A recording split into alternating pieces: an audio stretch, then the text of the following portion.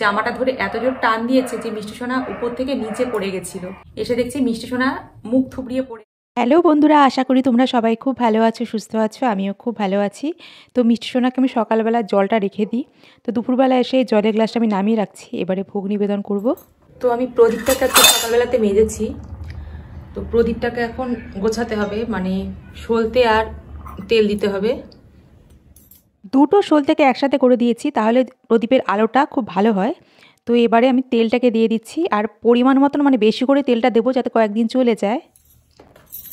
কর্পূরদানিতে আমি সকালবেলায় আরতি করি কর্পূর দিয়ে, আর সন্ধ্যাবেলায় করি। তো এখন এই একটা মোম আমার হাজব্যান্ডের বন্ধু দিয়েছে, তো ভাবলাম ঠাকুর ঘরে তাহলে জ্বালাই। তো এই কর্পূরদানির উপর বসিয়ে এটাকে আজকে জ্বালাবো। এখানে রয়েছে পুজোর মিষ্টি, আর রয়েছে তুলসী পাতা, আর রয়েছে পুজোর ফুল, আর আমি এখন চন্দনটা ঘষে নেব। তো দেখো চন্দন আমি ঘষে নিয়েছি। এবারে চন্দন নিয়ে হাতে করে আমি এই ফুলের মধ্যে দিয়ে দেব। সমস্ত ফুলের মধ্যে যা যা আছে এখানে সব কিছুর মধ্যে দিয়ে দিলাম, আর কিছুটা দিয়ে দিলাম তুলসী পাতার মধ্যে।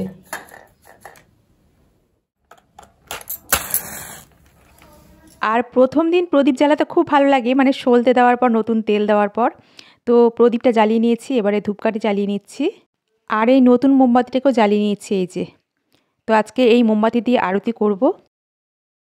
জল শঙ্খের মধ্যে জল দিয়ে দিয়েছি, এবারে একটা ফুল দিয়ে দিলাম, দিয়ে জল শঙ্খটা আমি যেখানে বসাই প্রতিদিন সেখানে আমি বসিয়ে দিচ্ছি।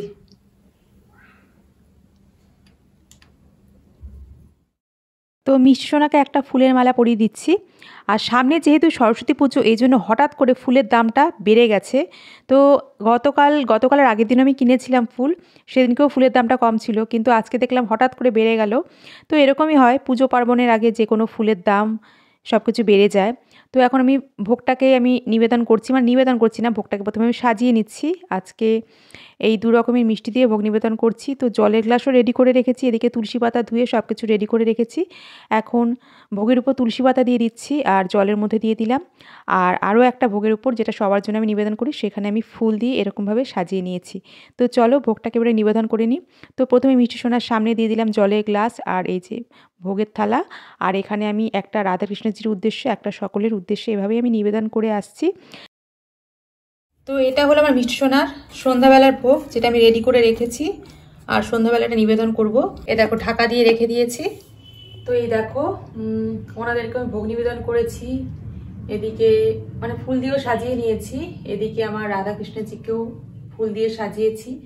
আর এখন ফুলগুলো খুব একটা ভালো দিচ্ছে না দোকান থেকে, জানি না। তো এই যে ফুল দিয়ে সাজিয়েছি।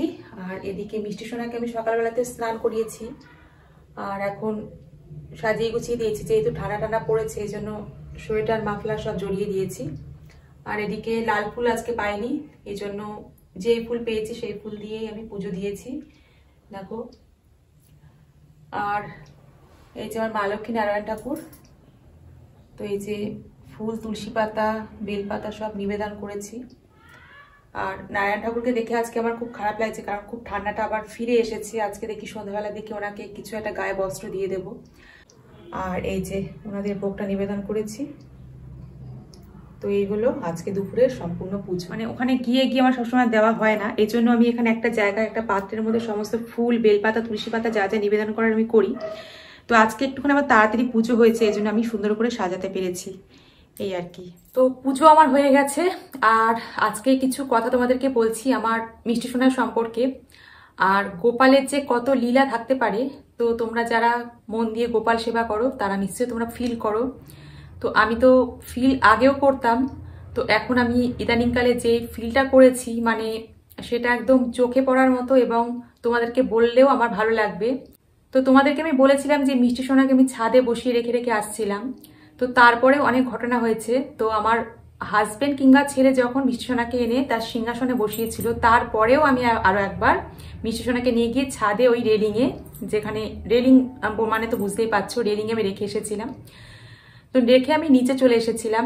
তখন আমাদের বাড়িতে যে ডগিরা আছে ওদেরকে তো প্রতিদিন ছাদে ছাড়তে হয়, তোমরা জানো। তো সময় মতো মানে সন্ধ্যাবেলায় যখন ওদেরকে ছাড়ছিল ছাদে, তখন মিষ্টি সোনা ছাদে বসা ছিল, আর বড় একটা ঘাগরা পরা ছিল যেহেতু।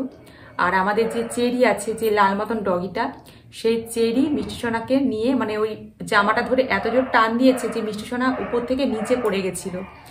তো যখন দুম করে আওয়াজটা হয়েছে না, তখন আমরা নিচ থেকে সবাই ছুটে গেছি। মানে হাজবেন্ড আর ছেলে জানতো না যে মিষ্টি সোনা ছাদে রয়েছে। আর মানে আমি তো জানি মিষ্টি সোনা ছাদে আছে, বুকের ভিতরে তো তখন ধপাস করে মানে ধরাস করে উঠেছে। তখন দৌড়ে আমরা সবাই এসেছি, এসে দেখছি মিষ্টি সোনা মুখ থুবড়িয়ে পড়ে আছে। আর সব থেকে মানে আশ্চর্য ঘটনা এটাই যে মিষ্টি সোনার এতটুকু চোট লাগেনি, মানে কোনো জায়গায় যে থেপড়ে যাওয়া মানে কিছু হওয়া। আমি তারপরে ভালো করে এদিক ওদিক নাড়িয়ে চাড়িয়ে দেখছি যে কোথাও কিছু হয়েছে কিনা, যেহেতু ওরকম ভাবে জোরে পড়েছে, কিছু একটা আঘাত হলেও হতে পারতো, থেপড়ে যেতে পারতো, কিংবা নাকটা হয়তো ভেঙে যেতে পারতো। কিন্তু কোনো জায়গায় এতটুকু ক্ষত হয়নি, এতটুকু আঘাত লাগেনি। আসলে মিষ্টি সোনা ওইভাবে পড়ে গিয়ে বলে দিল যে সেই বাড়ি থেকে যেতে চায় না, সেই বাড়িতেই থাকবে, এখান থেকে সে যেভাবে হোক তো সে সেবা নেবে।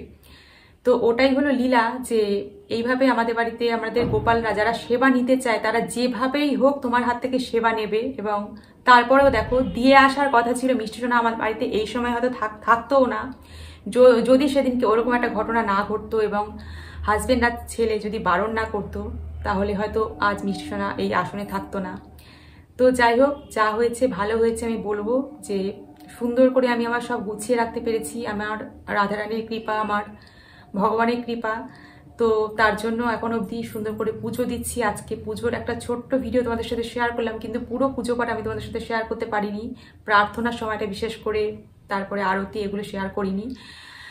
তো এই হলো আজকের ভিডিও, এবং এই ভিডিও তোমরা যতটা পারবে বন্ধুরা শেয়ার করো। আর তোমরা তো জানো আমি একটা ছোট্ট ব্যবসা চালাই, সেই ব্যবসাতেও তোমরা একটুখানি হেল্প করো।